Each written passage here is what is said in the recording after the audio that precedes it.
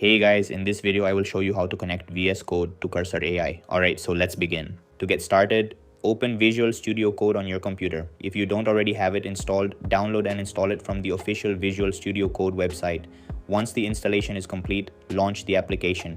VS Code is one of the most widely used code editors and provides a flexible environment for integrating AI-powered tools.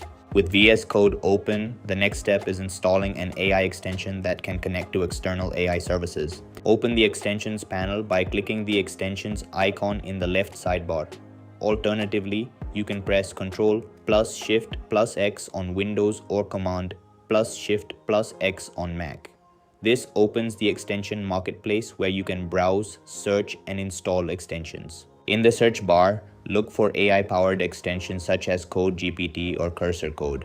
These extensions are designed to integrate AI assistants directly into VS Code and support connections to various AI providers. Once you find the extension you want to use, click the Install button and wait for the installation process to finish. This may take a few moments depending on your internet connection. After the extension is installed, you'll need to configure it so it can communicate with an external AI service.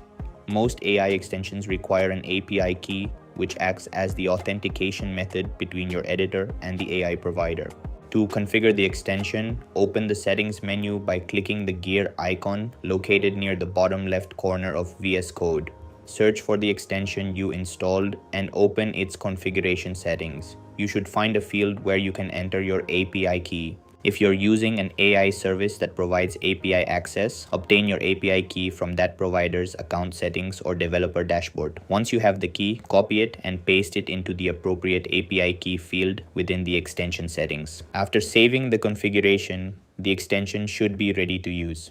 You can then access AI-powered features directly inside Visual Studio Code, such as code suggestions, explanations, debugging help, and code generation. And that's it. This is how you can connect VS Code to Cursor AI. That's all for this video. See you in the next one. Thanks.